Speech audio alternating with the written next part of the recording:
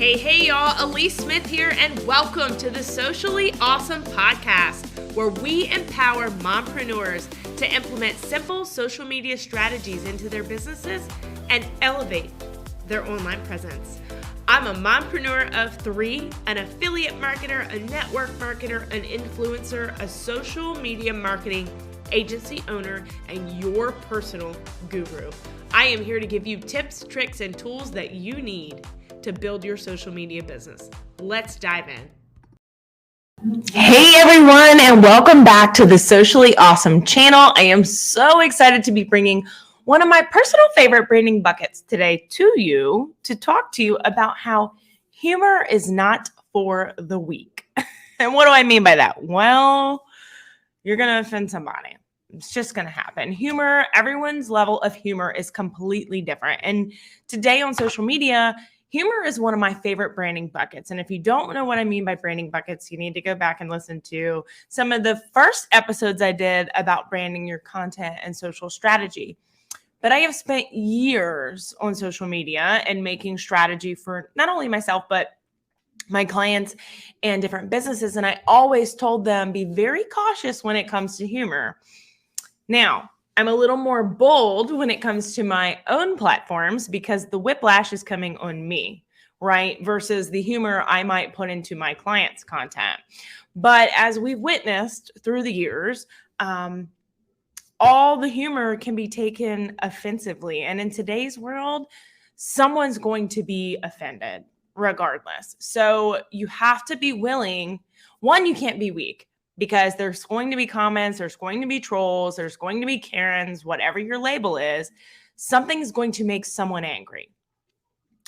I read comments on my reels and my TikToks all the time that say things along the lines of, she's fat, she's ugly, she's broke, she nobody wants to marry her, she's a man, like all the things. And you have to be strong enough to just move past it. And that's with all content. That's not with just humor. But something you think is funny can be taken out of context. And I'll give you an example that is something I took personally, and I shouldn't have. I was in a bad...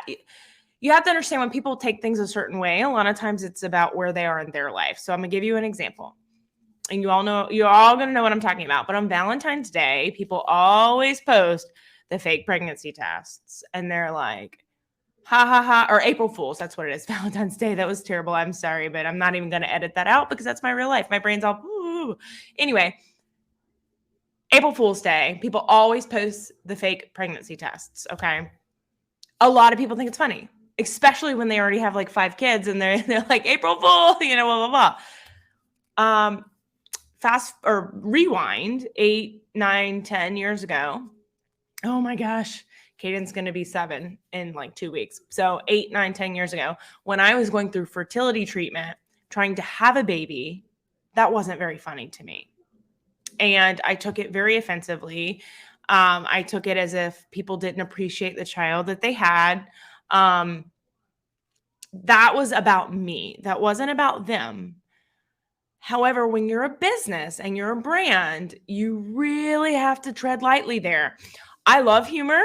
I do things I think that I just try to stay out of the politics, the religion, all of that stuff, because no matter what my stance is on that, one, you have to agree to disagree with people if you're going to do a business. Okay.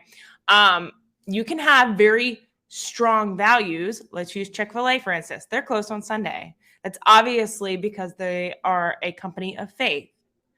Do people stop going to Chick-fil-A because they don't believe in God? Maybe, but that's something that's on their values, right? But they don't go make fun of people who don't believe in God.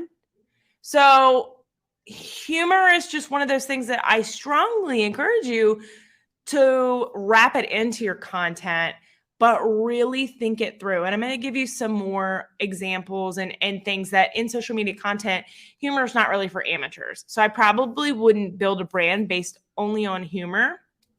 I would definitely, laughter include it. Like laughter is the shortest distance between two people, right? So laughter is, they're going to laugh or they're going to be angry. And a good sense of humor is one that you'll see where they incorporate it in a corny way. And a lot of brands don't want to do that. A lot of brands don't like to do that. But laughter is a universal sign of communication. So humor humanizes your brand. So being able to incorporate humor in it definitely will help you be more relatable to people. But it stands out from other marketing and other advertising because it's very risky and it's colorful, and it can either pay off or it can break your brand. Okay. So a couple things about humor. It is persuasive. So you can make a joke, one of those things where it's like, sorry, not sorry. You can make a joke and people can take it the right way or they can take it a wrong way. It can either persuade people to be a customer of yours or it could turn people off. People love laughter. So it's a great way for people to know, like, and trust your brand. Funny brands tend to be more relatable, right? So they're seen as trustworthy and humanized, which is what I talked about a second ago, but allowing people to relate to you. And humor is linked to a higher recall, meaning that any message that is infused with humor is usually easier for your customers to remember. So think about that. Think about a joke that you've heard and you go repeat it, or you go tell someone, or you remember that. Or someone mentioned something, you're like, that's like that joke I heard. That's what I'm talking about. Okay. However, humor in the wrong hands can be quicksand to your brand. So it could just crumble your entire brand.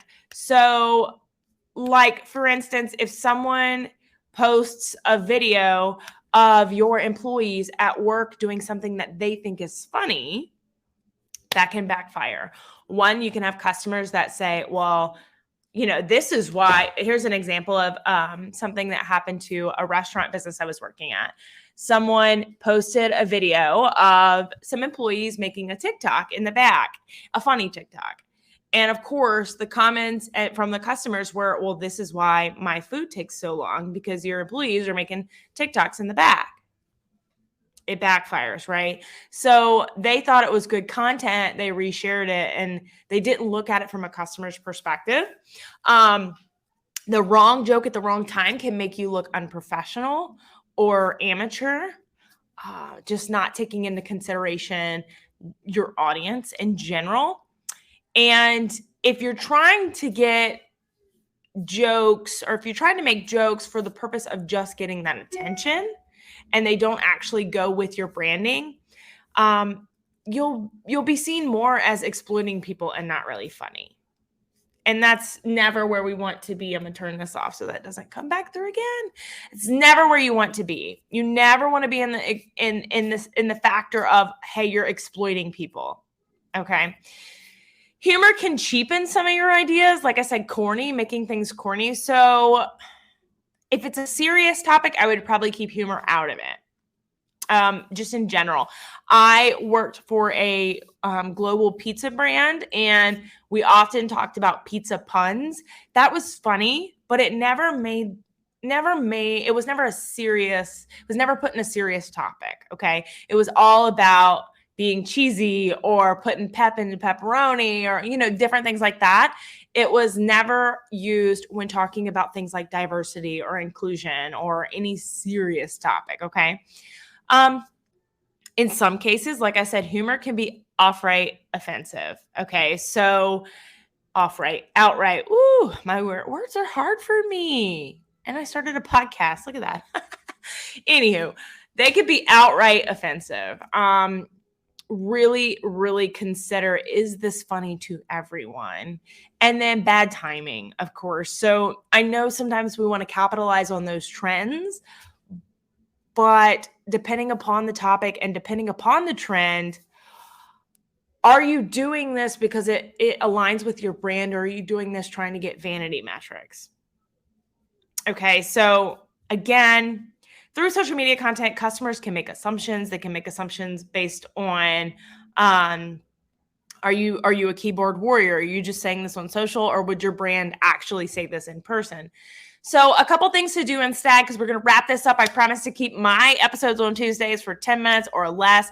Plan out your content strategy. Incorporate your humor in it. Don't do off the whim humor unless it's really thought through.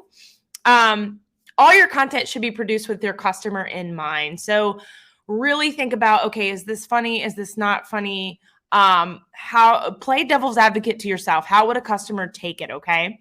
Determine who will be in the video or content.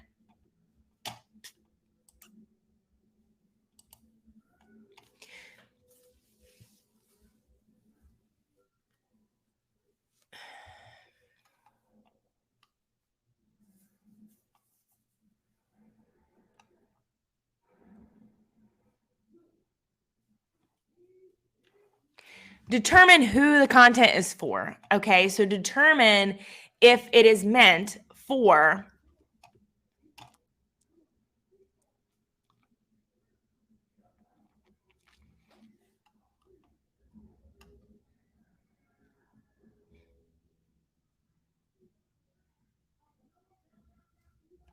and of course, if it includes anyone else, determine if they are comfortable being in the video or in the content, whatever it may be. Don't do anything cringeworthy or that's going to lose your know, like, and trust factor with your customers. As always, make sure that you check the show notes for my link to get into my group, Socially Awesome Entrepreneurs, where I give daily tips and tricks to grow your social media marketing. And don't forget, humor is not for the weak. Hey, thank you so much for listening to today's episode. I'm Alyece Smith, your host, and let me tell you how you can get a free social media audit from me. Make sure that your profile is optimized and you're ready to build. Take a screenshot of you listening to this episode, throw it in your stories and tag me. You can find my handle in the show notes. I will share it to my entire audience and you will be entered to win one of the 5 free audits that I'll be doing every single month. Number 2, if you found any value out of this episode or any of my episodes at all, please feel free to leave a review. It is the best compliment you can give. Lastly, make sure you check out the link to get into my free community, Socially Awesome Entrepreneurs. It's in the show notes. We go live in there weekly with guest trainings and more. Until next time, make it simple, make it social, and make it awesome.